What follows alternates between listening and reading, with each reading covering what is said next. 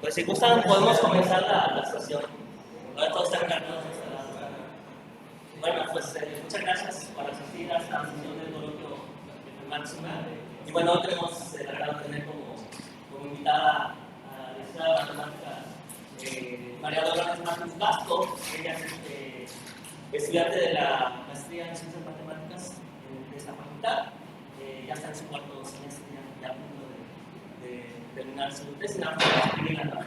Y bueno, ella también estudió la licenciatura aquí en esta facultad.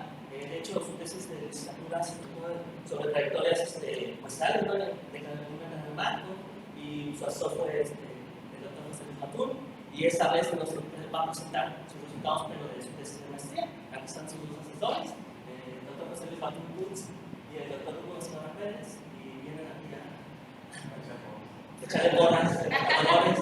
Y bueno, Dolores, muchas gracias por aceptar esta invitación. Bueno, nos va a hablar sobre modelación estadística del número de suicidios ocurridos en Yucatán desde el 2012 al 2021. Muchas gracias por la presentación y por la invitación. Pues cabe resaltar que esta es la primera presentación de los resultados de la tesis ya concluida. Y pues comienzo con una pequeña pregunta, y es que ¿cuántos de nosotros no hemos escuchado de al menos un suicidio en nuestro estado? ¿No? Es un tema muy complejo, es uno de los temas más difíciles que me ha tocado de estudiar. Y es una problemática que, según la OMS, en 2019 fue la cuarta causa de muertes en jóvenes entre 19 a 39 años. Mi charla se va a llevar a cabo en 3 días. ¿En el estado o en el estado? Esa es la estadística. ¿Eso que dijiste es en el estado o en México? No, según en el mundo. En el mundo, sí. Y primero platico por qué es necesario comprender la dinámica del suicidio. Luego hago un análisis de correspondencia múltiple y después un proceso estocástico, que es el proceso de Poisson para el modelado del número de suicidios. Como decía, el fenómeno del suicidio es una de las principales problemáticas que afectan a nuestra sociedad, y además esta problemática es multicausal. Yucatán en 2021 ocupó el segundo lugar en suicidios con una tasa de 14.5 suicidios por cada 100.000 habitantes. En 2020 Yucatán ocupó el tercer lugar. Y en sí, cuando investigamos durante al menos los últimos 8 años, Yucatán ha estado en el top 5 con alta tasa de suicidios. Esta información la tenemos para dársela a las autoridades correspondientes y que puedan tomarse decisiones para políticas públicas y programas de prevención. Bueno, ¿con qué datos contamos? Oye, ¿no hay estadísticas en el estado de intentos de suicidio? Hay estudios que se están realizando, pero nosotros no contamos con esa información. A continuación voy a decir la base de datos con la que nosotros estamos manejando, y en esta base de datos no tenemos información sobre los intentos de suicidio. Esta base de datos la tomamos del INEGI en la página oficial. De hecho, es una base de datos pública. Todo el público tiene acceso a ella, y no es posible identificar a las personas que fallecieron o a sus familiares. Esta base de datos la tomamos de la mortalidad en general del INEGI. Se realizó un filtro primero para las lesiones autoinfligidas, que según la clasificación de enfermedades internacional de enfermedades de Brasil, es una clasificación del X60 al X84, que son las correspondientes a lesiones autoinfligidas. Y se tomó la base de datos del 2012 al 2021.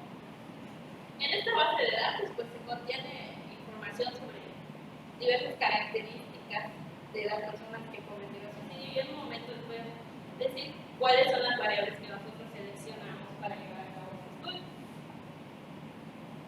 Esta base de datos se actualiza, si no estoy mal, a finales de año. El año pasado se actualizó con datos del 2021 en octubre del 2021. por lo cual no contamos con los datos del 2020. Comienzo con un pequeño análisis exploratorio como el que vemos a continuación. En este periodo de 10 años se obtuvieron 2.179 casos de suicidio ocurridos en nuestro estado, donde podemos observar en este histograma cómo se fue la tendencia en hombres y en mujeres. Podemos ver que la tendencia es creciente, sin embargo, en hombres es más notorio que en mujeres. Podemos ver cómo del 2020 al 2021 un aumento de 90 casos en hombres. Podemos observar cómo se está dando esta tendencia de suicidio, pero de una manera diferente entre hombres y mujeres. Y en hombres tenemos el 81% de casos y el resto en mujeres. Pero podemos pensar, la población va aumentando cada año, entonces se obtuvieron las tasas. ¿Cómo se obtienen las tasas? En 2015 nos contamos con el conteo poblacional, en 2020 con el censo poblacional y en los demás años tenemos unos pronósticos realizados por la CONAPO y se obtuvieron las tasas. Podemos observar el crecimiento que tienen pues, tanto en global como por sexo. El de arriba podemos observar que es el de hombres y este de abajo de mujeres. Podemos ver el crecimiento que tienen las mujeres, pero menos pronunciado como el que se ve en los hombres. Entonces, realizo un análisis de correspondencia múltiple, el cual es un método de reducción de dimensionalidad. Y además que nos permite analizar patrones de las variables dependientes categóricas. Es una versión del PCA. El PCA es para variables cuantitativas y el MCA es para variables categóricas. Y las dos variables que vamos a estar utilizando en este análisis son las siguientes: las relacionadas a las características sociodemográficas, relacionadas al suicidio y las relacionadas con el lugar de convivencia y residencia. Esta base de datos, cada una de estas características, de estas variables, tienen su definición. Y al estar estudiando, cuando hicimos el filtro de la base de datos, tanto como para Yucatán como para las regiones autoinfligidas de esta base de datos, que era de mortalidad, muchos datos, pues también tuvimos que detenernos un poco en entender estas variables. Primero, definir cuáles son las variables importantes para nuestro estudio. Y de aquí, entonces, el doctor Hugo, que es doctor en biología humana, nos ha estado ayudando con la interpretación de cada una de estas variables y definir cuál de nuestro estudio es de importancia para este fenómeno. Entonces nos topamos en esta base de datos con características, por ejemplo, de ocupación de no especificada o insuficientemente especificada. Y ahí nos preguntamos, pues, ¿qué significa esto? Y nos fuimos al INEGI y haciendo una investigación con gente del INEGI me dijeron, no, pues no especificada es que pues, al momento de tomar los datos, que estos datos se toman de certificados y actas de defunción, entonces no se tenía información sobre la ocupación de la persona. Y el insuficientemente especificado es que sí se sabía qué ocupación tenía, pero no es posible clasificarlo en las categorías que tiene en esta base de datos. Y aquí pues nos permitimos entender un poquito más, haciendo hincapié en que cada uno de estos tiene su propia definición. Muy bien, volviendo al análisis realizado en el MCA, como bien decía, es un método que nos permite hacer una reducción de dimensionalidad. Entonces, teniendo varias variables con sus categorías, podemos observar aquí cómo con dos dimensiones alcanzamos una varianza acumulada de un poquito más del 35%, lo cual para nuestro estudio y en general no siempre se alcanza, es bueno tener esta varianza. Perdón, ¿nos podrías explicar o recordar un poquito sobre cómo funciona este método para los que no somos estadísticos?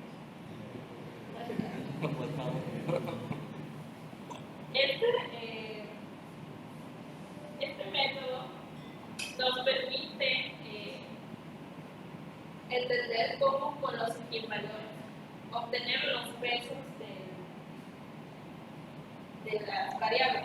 ¿Cuál es el mapeo lineal, entonces? ¿De dónde sale y a dónde va? Y el mapeo lineal, porque si vas a encontrar valores propios de eigenvalores, ¿cómo que vienen de una matriz o de un mapeo lineal?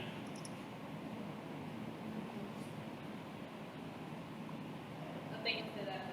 Ok, no te preocupes, perdón. Es que sí lo tengo, pero fresco ahorita no lo tengo. Sí, no te preocupes, sí, no te Pero sí te la debo. Ah, sí, no, perdón. Y lo que nos obtuvimos aquí es pues, los pesos que se obtienen en estas dos dimensiones. Podemos observar pues, que es un plano. Y en este plano pues, tenemos dos ejes. Tenemos la primera dimensión y la segunda dimensión. En la primera dimensión podemos observar, aunque no se aprecia muy bien en esta gráfica, y es que en la primera dimensión, como en el eje X, ¿no? Tenemos educación superior, trabajo de oficina, una desobediencia de niños, que no trabaja educación media superior. Entonces, igual aquí nos detuvimos un poco a hacer la interpretación de estas variables y le dimos la interpretación de más favorecidos socioeconómicamente. Entonces, si nos vamos del otro lado, aquí podemos obtener cómo está la lengua indígena, tiene derecho seguro popular, área rural, trabajo manual y sin derecho a violencia o educación básica. Y aquí entonces se le dio la interpretación como menos favorecidos socioeconómicamente. Y aquí cabe destacar que el no trabaja puede ser que sean personas pensionadas o también en el caso de las mujeres que trabajen como amas de casa, ¿no? Eso también se averiguó en el INEGI y así lo clasifica. Y en la segunda dimensión podemos observar el peso que más tiene aquí es en la edad. Arriba tenemos a los adultos mayores de 60 años y en esta parte a los adultos jóvenes de 18 a 29 y de 39 a 59. Entonces, la idea de ese gráfico es que los modelos del origen es más peso tiene en la muestreo de la gente. Sí, por eso aquí tuvimos menos favorecidos y del otro lado los más favorecidos. Y del otro lado igual, los adultos mayores y los adultos. Entonces, pues en la gráfica anterior, para identificar patrones, pues no obtuvimos. Pero ¿y qué tal si plasmamos a los individuos? Entonces aquí, nuevamente no se verá, no se aprecia muy bien la imagen, pero son dos, el grupo de hombres y de mujeres. Los hombres están prácticamente dispersos en todo el plano. Sin embargo, si queremos ver un poco más, aquí dice 38% de hombres. Quiere decir que los hombres están en este tercer cuadrante, que están los menos favorecidos económicamente y además son adultos jóvenes. Y las mujeres están en un 41% en el primer cuadrante, lo cual podemos ver que son adultos mayores y más favorecidos socioeconómicamente. Y hasta ahora, pues estos resultados yo no he encontrado en otro artículo. O sea, siempre se manejan de que los casos de suicidio, hombres y mujeres en general. Pero aquí sí se hace recalcar que hombres y mujeres se están comportando de manera diferente. Y vemos también con estas características socioeconómicas y con la edad, cómo se están comportando. Todos estos resultados también se mandó a publicar en una revista local de la Universidad de La Habana y esperamos prontas respuestas. Bueno, y esta primera parte, pues, prácticamente un análisis descriptivo, ¿no? Nos pasamos de gráficas, pero ahora bien, si hacemos un modelado del conteo del número de suicidios, tomamos aquí el proceso de Poisson. El proceso de Poisson es un proceso de conteo, ¿no? Y bueno, tomamos en el T como el número de ocurridos, en este caso el número de suicidios ocurridos en un intervalo de 0 a T. ¿Cómo definimos el proceso de Poisson? Primero definimos el proceso de Poisson homogéneo con una tasa, su tasa es constante y se define como sigue. Los incrementos del proceso son variables aleatorias independientes y además la probabilidad de obtener K eventos en un intervalo de longitud S se distribuye Poisson. De ahí su nombre, proceso de Poisson. Bueno, ¿por qué tomamos a este proceso de Poisson? Nosotros asumimos lo siguiente: los suicidios pueden ocurrir en cualquier momento, además de que son independientes y los tiempos entre suicidios son independientes y ocurren de manera independiente. Uno no está relacionado con otro. Pero recordemos que la definición anterior yo les dije que es un proceso de Poisson homogéneo. Nuestro caso será que ese proceso de Poisson homogéneo tendrá una tasa constante. Entonces, aquí introduzco lo que es, bueno, un poquito más adelante les voy a hablar sobre el proceso de Poisson no homogéneo. ¿Por qué? Porque en esta siguiente diapositiva, asumiendo que sí es un proceso de Poisson, una distribución relacionada con el proceso de Poisson es la distribución exponencial. Los tiempos entre eventos se distribuyen exponencial. Entonces, realizo lo que es una prueba de Bondala de Comodoro de Spiro por año para ver las tasas y el P-valor. El P-valor que se obtuvo en este caso, pues vemos que no se rechaza ninguna de las pruebas P. Entonces, se obtienen tasas y aquí podemos pensar que sí son procesos de Poisson homogéneos por año. Entonces se calculan las tasas y podemos ver cómo va pasando de 0.01 a 0.03. El incremento pues no es muy notorio, pero sin embargo va teniendo un incremento.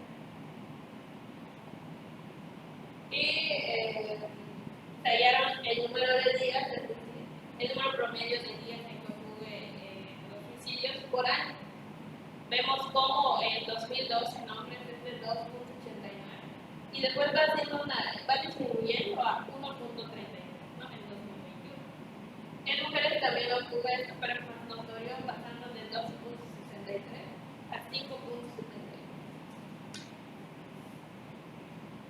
Entonces, dando lo que es el tiempo promedio en días, que habíamos visto en la tabla anterior, y plasman en estas dos gráficas, claro, por sexo. Entonces podemos observar que prácticamente aquí nos está mostrando que no tiene un comportamiento constante. Entonces, aquí se define lo que es el proceso de Poisson no homogéneo. Le voy a llamar PPNH a este proceso y al homogéneo PPH. La diferencia es, bueno, también tiene incrementos independientes, nada más que aquí la tasa no es constante. Podemos observar que la media es la integral de esta raíz más de la tasa. Y al igual que la distribución de Poisson, su esperanza es igual que su varianza. Y en este caso, pues es igual a la integral, y le vamos a llamar lambda mayúscula.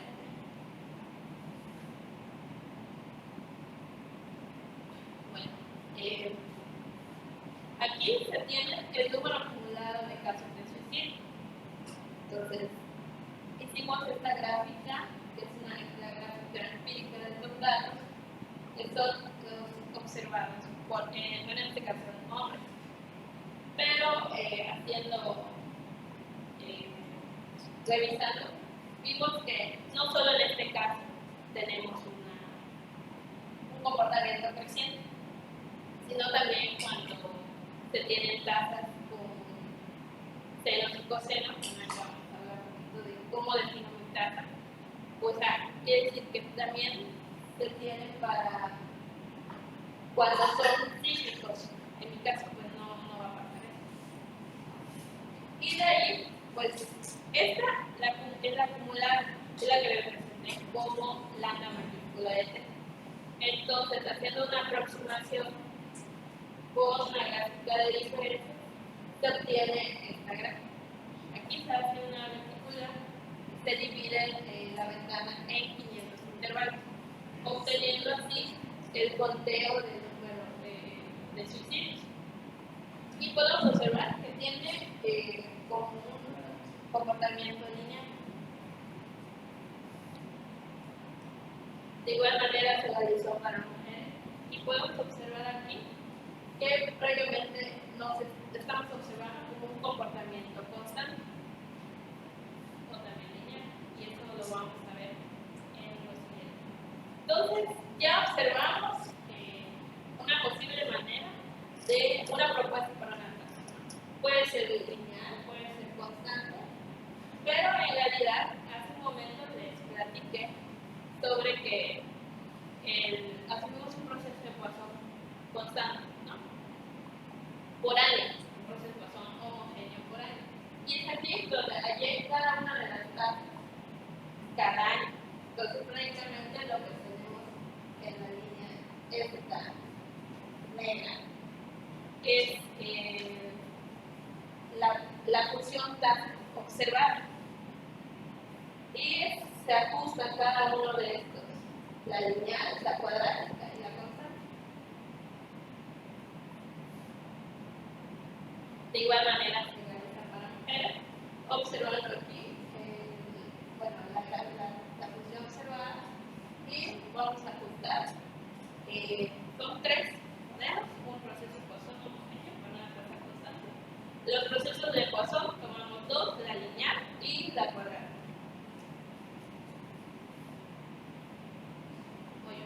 Pues ya tenemos la propuesta, pero tengo que recurrir a la estimación de los parámetros. Entonces, una manera de esto es recurrir a la función de verosimilitud, y la cual va a tardar a conocer, como la ecuación 1 que aparece en esta diapositiva, donde las T son los tiempos de ocurrencia de eventos de suicidio. Y esta se obtuvo a través de probabilidades condicionales. Se obtiene, entonces en la literatura podemos encontrar sí la función de verosimilitud, pero las tasas son exponenciales lineales, o también hay otra tasa muy común que le llaman la potencia. Entonces, previamente, si revisamos la literatura, los polinomios aquí propuestos casi no se han trabajado con esto. Y entonces, resolviendo para la máxima verosimilitud para un proceso homogéneo, tenemos que la estimación de A por ejemplo, lambda es igual a A, que es constante. Entonces tenemos N entre T, es decir, el número de eventos entre el último tiempo de ocurrencia. Como había mencionado anteriormente, pues propongo un modelo lineal para este modelado y le voy a llamar lambda minúscula de T es igual a A más BT, y su función acumulada la integral siendo AT más BT cuadrado entre 2. Si hago un logaritmo de la verosimilitud que vimos anteriormente, se obtiene esta ecuación. Y de aquí, pues se obtienen los estimadores de máxima verosimilitud con estas ecuaciones. Podemos observar en estas ecuaciones que no se tiene como anteriormente. Anteriormente decíamos el estimado del parámetro A es igual a N entre T. Sin embargo, aquí está A y B igual de acá. A y B. Entonces, no, digamos, podemos hacer un espejo para decir, pues A estimado y B estimado son iguales a ambos. Entonces, ¿Qué se hace con esto? Recurrimos a métodos numéricos con ayuda del software CR y se realiza entonces con ayuda de una función que se llama optim, porque al fin y al cabo lo que vamos a hacer es maximizar la función de crecimiento, ¿no? Entonces se optimizó para obtener estos valores, pero al fin y al cabo cumple con esta y esta ecuación. Pero si por el contrario nosotros tomamos una tasa cuadrática con esta forma a más más cuadrada, con una tasa acumulada como nos gustaría, entonces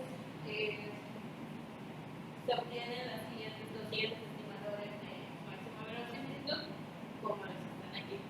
De igual manera, pues no podemos obtener aquí las tasas exactas, digamos, y se hace con ayuda de optimización numérica. Bueno, pues una vez teniendo esto, ya habíamos hablado que propongo 3 modelos, uno para hombres y uno para mujeres. Entonces, realizo la estimación de máxima verosimilitud y obtengo los parámetros, tanto de la constante, de la tasa lineal y de la tasa cuadrática, y son estos resultados. Tal vez podemos observar que son valores pequeños. Sin embargo, aquí estoy tomando los tiempos en horas. Prácticamente tengo un poco más de 80.000 horas de estudio. Muy bien, paso a la validación del modelo. El proceso de Poisson no homogéneo con la intensidad lambda. Primero lo que voy a hacer para la validación es transformar a un proceso de Poisson homogéneo con tasa 1. Para ello uso la transformación del tiempo como sigue, que es la inversa de la función lambda del mayúscula de t. Y obtengo los tiempos entre eventos, que son las diferencias entre t y estricta menos el anterior. Y esto debe ser una muestra exponencial idénticamente distribuida. O de manera equivalente, la definición de vuestros con distancias transformadas de exponencial de pi tomadas aquí, que deben ser una muestra uniforme independiente idénticamente. Se realizan aquí las pruebas. En la primera obtenemos vemos la parte de uniformización. En la segunda la análisis de autocorrelación. En esta estamos verificando los observados contra los esperados. Y esta es una prueba de Yoyo para probar independencia. Sin embargo, aquí podemos observar en la validación que la prueba de Yoyo, pues lo que queremos aquí es que sean valores mayores a 0.05. Y vemos cómo están por debajo de estos valores. Entonces, la tasa homogénea o la tasa constante, pues no está pasando la prueba de validación. De embargo, si nos fijamos un poco en la tasa lineal, sí obtenemos las pruebas. El Rubik está por encima del 0.05. Además, tiene tendencia de línea recta con esta parte QQ. Y también lo podemos observar en la autocorrelación. El modelo estimado ahora para mujeres. Obtenemos nuevamente aquí por estimación de máxima verosimilitud los parámetros y procedemos a hacer la estimación, la validación. Aquí pensábamos que tenía un comportamiento homogéneo, sin embargo, al realizar la validación, vemos que no tiene, bueno, aquí no se ve muy bien, pero está por debajo del valor 0.05. Y además, tampoco se ve muy bien, pero no para tener un comportamiento de línea recta. Sin embargo, en lo no homogéneo lineal cuadrático, sí tenemos esta variación.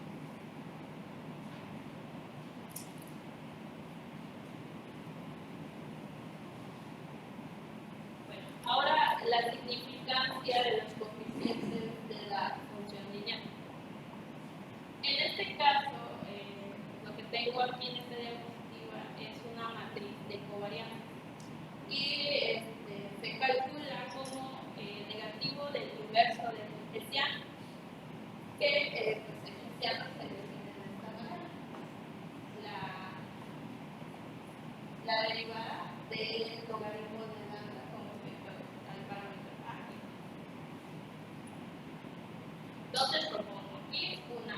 prueba, bueno, se realiza una prueba de hipótesis en la cual, en este caso solo lo puse para parámetro B, pero también se realiza para el parámetro C.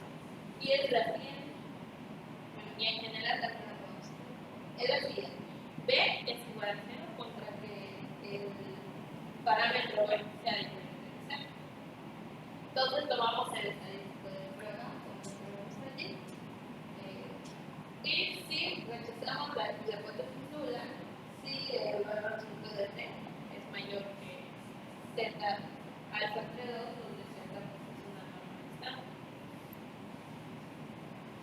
Nuevamente esto lo realizamos para cada uno, para hombres y para mujeres, y tomando pues ya el valor de la varianza de B y los valores contenidos en la estimación de B, pues vamos a obtener en hombres 8.14 y en mujeres 5.31, en donde vemos cómo se rechaza la hipótesis nula, por lo cual es de evidencia de que B sea igual a 0.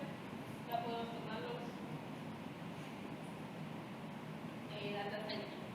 Entonces aquí, bueno, igual realizándolo con el parámetro C, pues ahí sí no se obtuvo, bueno, como en el anterior, que B sea diferente de 0. Entonces, por lo tanto, pues me quedé con el modelo lineal. La función estimada, pues ahorita ya sustituido los valores de A y B, y su acumulada nuevamente, pues sabemos que la integral de lambda escuela t, y también se fue sustituyendo los valores. El número esperado de suicidios en el intervalo de tiempo de t a s más t está dado como sigue, que es el parámetro A por s más t entre 2 por 2 entre t más 4. Y de manera similar, esto se realiza para la diferencia. Bueno, con toda esta información, ¿qué vamos a obtener? Pues obtengo lo que son los pronósticos, que es considerar el número de eventos como la suma de procesos para hombres y mujeres. Entonces hago como una especie de estimación puntual y se realizan para los 2 primeros meses del enero del 2022.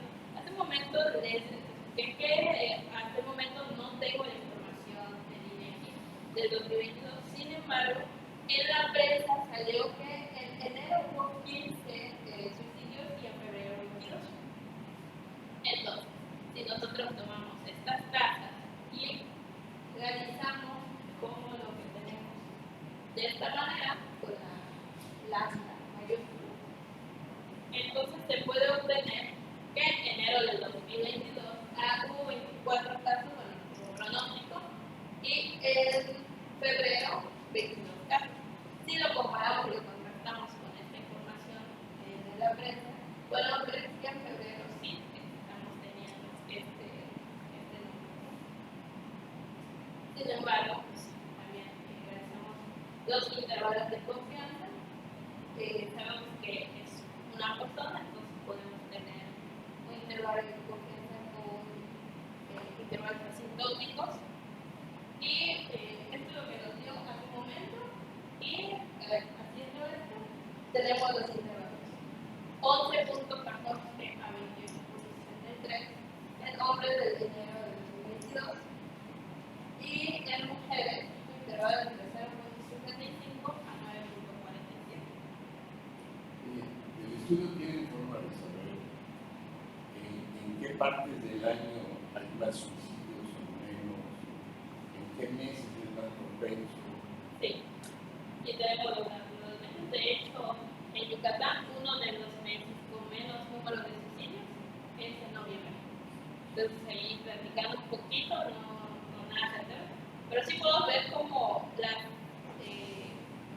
nuestra cultura, como el canal Michan, ¿no? Ahí como que hay un cierto respeto hacia esto, hacia la muerte, ¿no? Entonces, no sé, es como una teoría que puede ser, pero en noviembre es uno de los meses con menos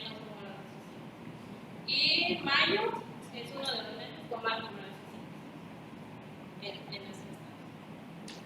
Puede ser un factor de temperatura, no lo sabemos. Voy a quedarme en el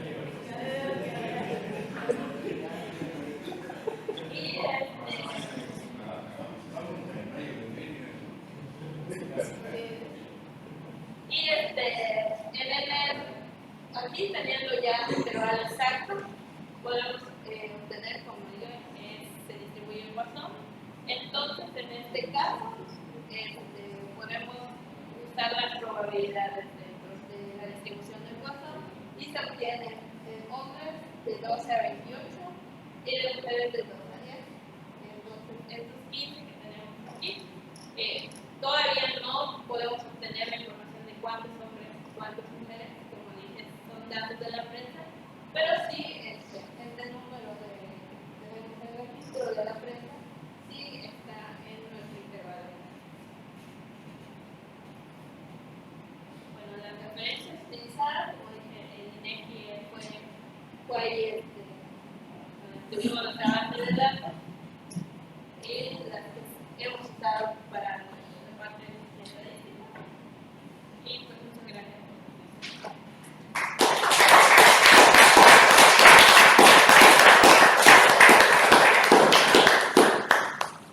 ¿Alguien tiene alguna pregunta?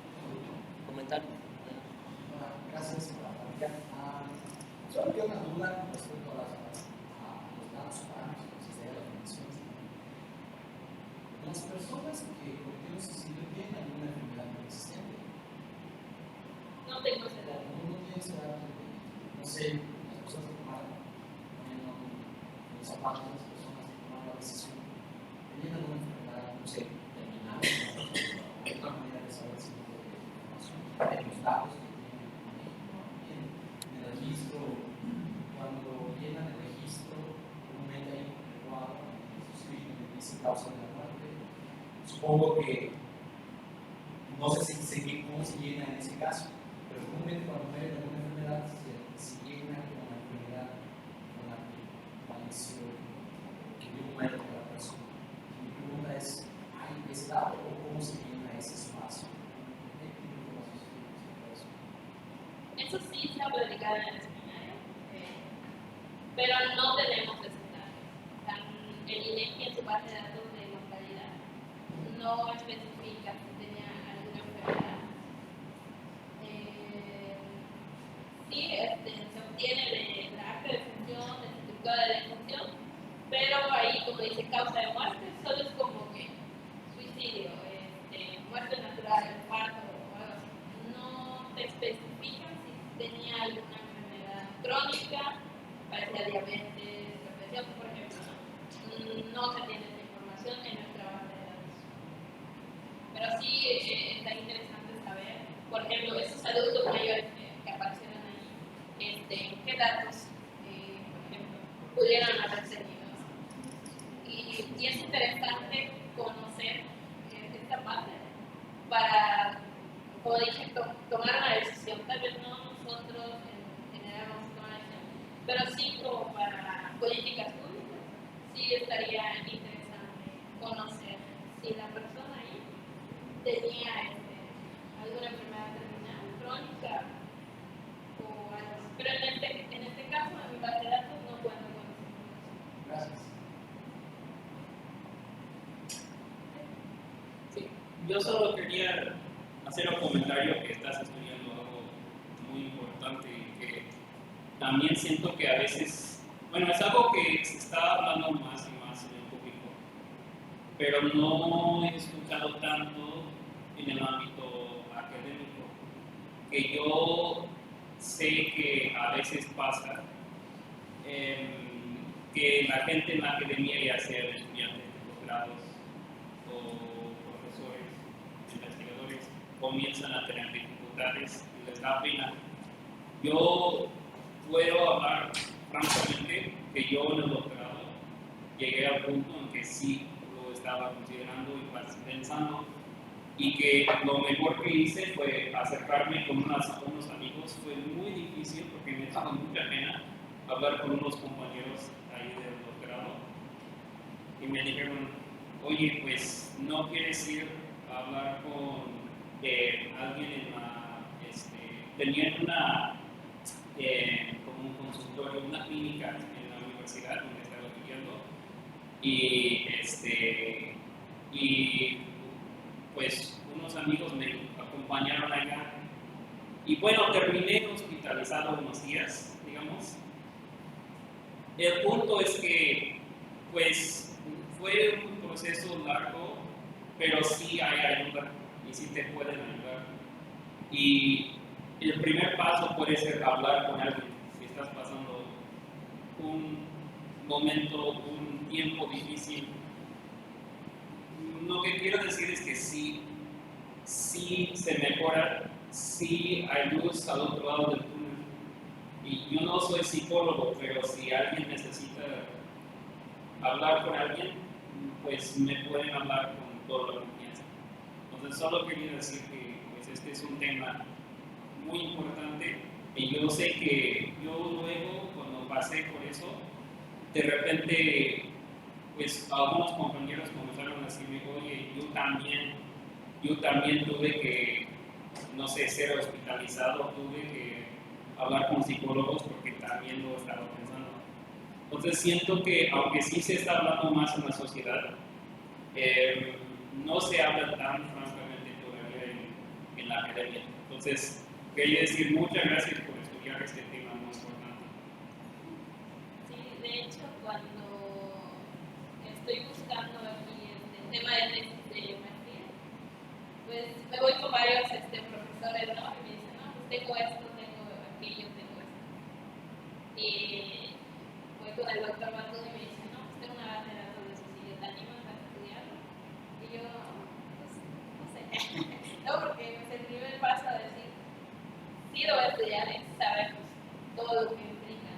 Pero aún así acepté y llegó un momento el año pasado donde estaba pasando por una situación familiar en donde fue tanto, creo que, como usted dice, ¿no? De buscar ayuda, de hablar con alguien. Pues fui con mis asesores y les dije, ¿saben qué? Tengo algo que decirles, tengo esto. Yo empecé a llorar en ese momento y dije, quiere decir que mis asesores los escogí bien. Porque yo sentí un gran alivio en ese momento en buscar ayuda. Pero el primer paso para buscar ayuda es saber que la necesito. Y es muy difícil dar ese paso. Entonces, sí, estudiarlo sí se ha vuelto, no ha sido fácil, ¿no? Pero siento que si yo puedo dar un granito de arena para decir, mira, no sé, cierta autoridad, ¿no? Puedo darte esta información y por favor ve y toma la decisión para que se pueda cambiar algo. Es lo que me voy a llevar de todo esto, ¿no? Aportar algo a la sociedad y que se hagan, pues, que ya no haya un tabú para hablar de suicidio. De antes era así como que, ¿quién va a hablar de suicidio? ¿Quién va a hablar de que yo necesito ayuda? No puedo ir al psicólogo porque estoy loco y eso es un error, ¿no? Y sí, necesitamos quitarnos ese tabú y hablarlo, y hablar de que es una problemática real, está sucediendo y se puede prevenir. Es una situación que se puede prevenir. Muchas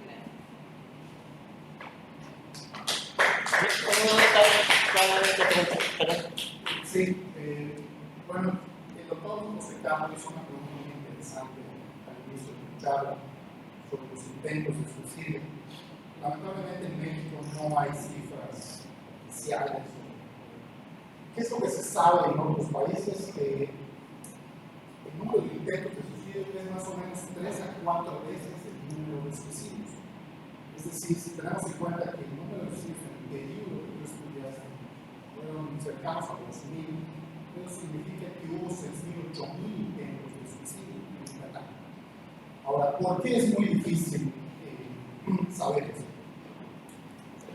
Se podría acceder a información sobre los ingresos hospitalarios, es decir, la Secretaría de Salud genera bases de datos de gente que ingresa a los hospitales, es dada de alta y están los motivos.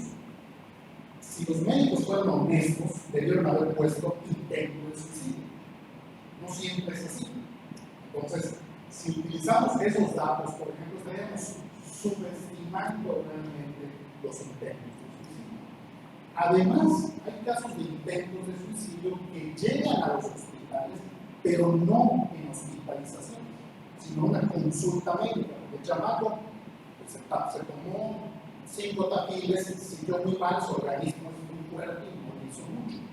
¿Sí? Llega a consulta médica, no está registrado en una base de datos, se va a dar ese mismo. Otro asunto son los intentos de suicidio que ni siquiera llegan a los hospitales. Llega la policía a la casa y acuérdate, se rompió. ¿Sí? No se cortó un vaso sanguíneo importante, entonces no se murió. ¿Sí? Entonces, hay una serie de factores que hacen difícil acceder a esa información.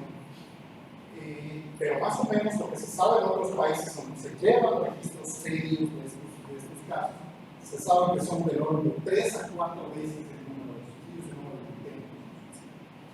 El colega que ya me estaba preguntaba sobre las enfermedades. De entrada, la gran mayoría de las personas que se suicidan padecían depresión. Ahora, el fenómeno es muy complejo porque se deprimen más mujeres, pero se suicidan más hombres. ¿Sí? Y eso tiene que ver con la fragilidad del sexo masculino, que digamos, enfrentar dificultades no solo biológicas, sino socioambientales.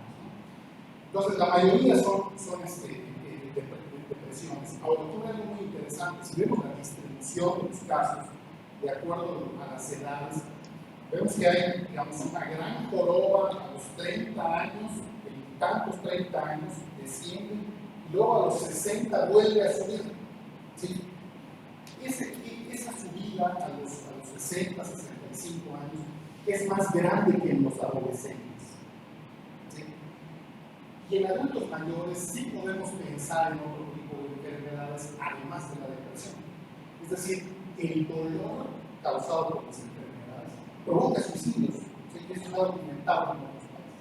A mí me preocupa mucho qué es lo que está ocurriendo con adultos mayores, porque la tendencia demográfica es que nos vamos a convertir en un país de viejos muy pronto y vamos a tener más suicidios en los viejos.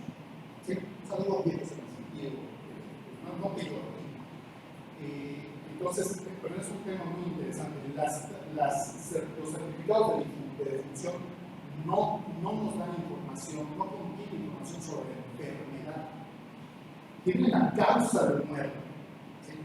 Mi causa de muerte puede ser un claro cáncer, un sarcoma de Kaposi, pero la enfermedad era SIDA. ¿Sí? Entonces, es un poco complejo, ¿no? Los certificados de muerte no tienen la enfermedad. Un certificado de muerte de una persona que decidió suicidarse. Dice la causa de muerte. Sí, cuando actúan de manera honesta los funcionarios públicos. Me refiero a peritos del ámbito legal y médicos en el sector público. Pero no dicen la enfermedad, no dicen esta persona que se suicidó estaba deprimido, tenía cáncer. Sí. Es muy complejo porque en Yucatán pues el 30% se ahorra. ¿Sí? Viéndolo fríamente es un método muy efectivo. ¿Sí? Es decir, muy pocas personas que decidieron, yo porque no estoy usando el término cometieron suicidio, porque el término cometieron significa culpa. ¿Sí? Cometer, de acuerdo a la Real Academia Española, significa un acto culposo. Las personas no cometieron suicidio, no decidieron suicidarse porque no sabían qué hacer con sus problemas. ¿Sí? Entonces, el 80 y tantos por ciento se ahorra. Es un método muy efectivo. Muy pocas personas que decidieron ahorcarse llegan a un hospital, porque el método es bastante letal. ¿Sí? Cuando llegan a los hospitales, cuando ingieren fármacos, se agreden físicamente, cuando utilizan agroquímicos, que es bastante común en Yucatán y por el sureste, llegan a los hospitales. Algunos de ellos tienen muy buen pronóstico, fármacos particularmente, pero no en agroquímicos, porque hay un daño, digamos, debido a la acidez del pH de los alimentos, particularmente a nivel del esófago. Una vez que el esófago se daña, no hay manera de abrirlo. Entonces, digamos, es bastante complejo y para mí, efectivamente, nosotros le dijimos, yo le dije a Dolores, es un tema complicado, pues estoy viendo un tema difícil, y efectivamente así fue, ¿no? Pero creo que parte de un tema de bioética importante, estas bases de datos tratan quienes las construyen hasta el extremo de cuidar la confidencialidad de los datos. ¿Sí? Y entonces perdemos mucha información. ¿Sí? O sea, las bases tienen muchos casos que dicen sí. No solo, digamos, en cualquier otra muerte, causa de muerte, los familiares dan información. ¿Sí? Aquí no hay familiares a veces. ¿Sí? Porque murieron en soledad. ¿Sí? Y a veces, y además, quienes tienen familiares, los familiares están en pleno derecho de decir, no quiero dar nada de información. Y no solo eso, es una práctica común que los familiares hagan todo lo posible para decir que no fue un suicidio, particularmente en niveles socioeconómicos elevados, donde el dinero puede comprar la verdad. ¿Sí? Entonces, es un tema bastante complejo, que aún pienso que el gobierno mexicano podría dar más del país para hacer estudios que permitan, digamos, primero, ver, aclarar el fenómeno.